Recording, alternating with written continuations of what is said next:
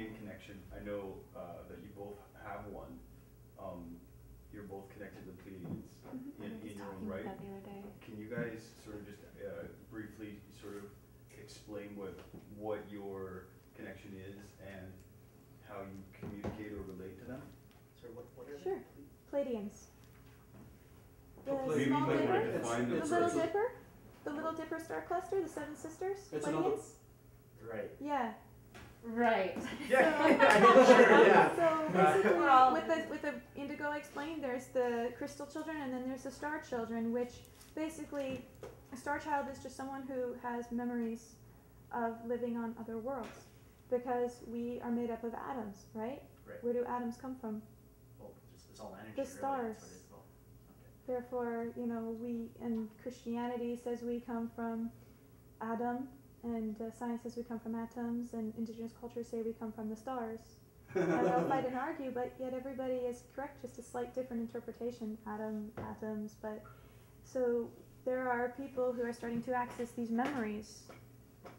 But I think that it shouldn't be that we're just from this particular area, because Earth to me is like a school. No one's who's from their school?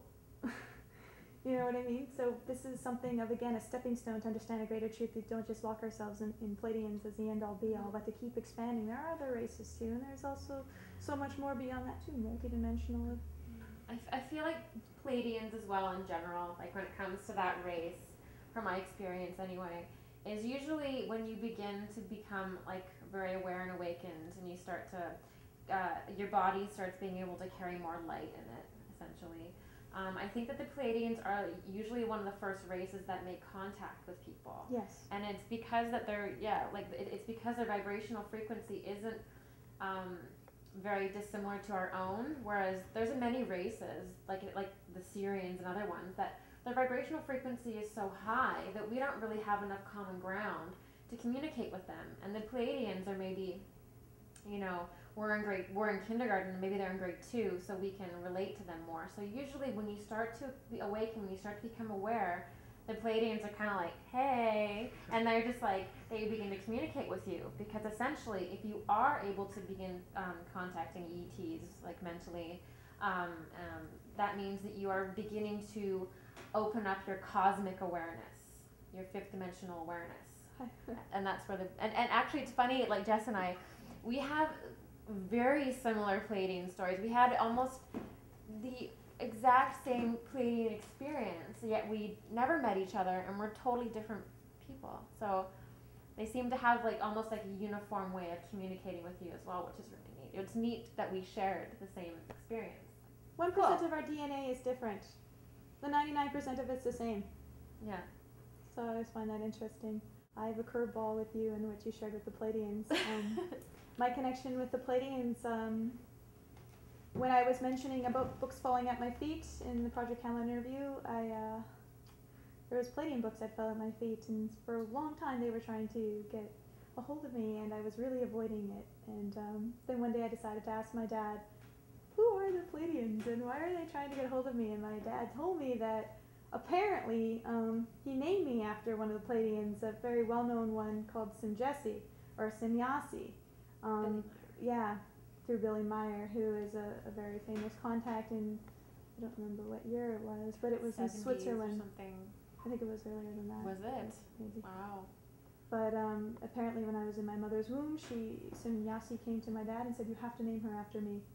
I'm not claiming to say I am her. I just have some kind of a connection with her. I don't really know what. There's quite a few similarities and parallels, but there are some thoughts where people think that who their higher self is, or their guides are their future selves. That's a possibility. I'm not ruling it out, but anyway, with Pleiadians and what she's shared, there's also some interesting information I learned in Berlin when I was just there, that a lot of the people that had contact with Pleiadians, like where their ships landed and they actually started speaking to the people, they had a German accent. So a lot of people believe now that Pleiadians, because they're said to be blonde, blue-eyed, or dark-haired, but very, very attractive-looking people, very tall or Nordic-looking. They had German accents.